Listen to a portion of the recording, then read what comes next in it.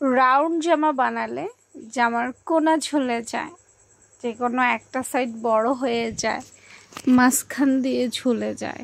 কত ধরনের কমপ্লেইন থাকে আমার আপুদের। তো দেখো, আজকে আমি একটা রাউন্ড জামার অর্ডার পেয়েছি, আজকে আমি কাটবো। এটা 5 বছর বয়সী বাচ্চার জন্য।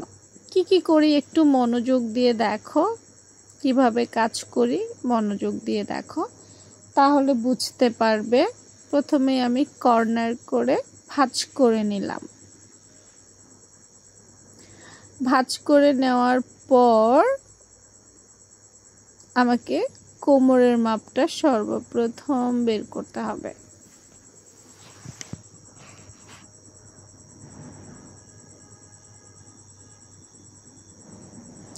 কোমরের মাপটা নেওয়ার সময় অনেকবার ট্রাই করতে হবে, কাটিং করার সময় অনেকবার ট্রাই করতে হবে। হুট করে ধরেই কাটা যাবে না, হুট করে ধরেই মাপ নেওয়া যাবে না। হ্যাঁ, প্রথম মাপটা তোমার অ্যাকুরেট নাও আসতে পারে, যেমন আমার আসে নাই, তাতে কি হয়েছে? বারবার মাপবো, বারবার করব, একদম লাস্ট পর্যায়ে গিয়ে কাটবো।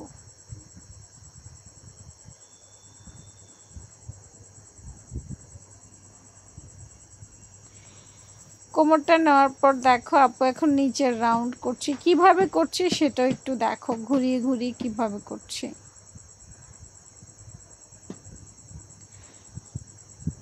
তোমরা তো ভাবতে পারো, ইস এত দাগ দেওয়া লাগে। দেখো, ওই যে বললাম, ভালো হওয়ার জন্য অনেকভাবে ট্রাই করতে হবে।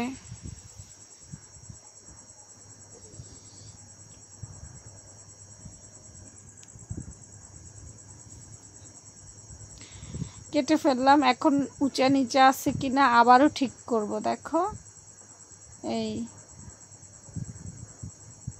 হালকা একটু 19-20 আছে, আবারও কেটে ফেলে দেই। টোটাল কথা হচ্ছে কোনোভাবেই কোনা ঝুলে যাওয়ার সুযোগ দেওয়া যাবে না, নো চান্স।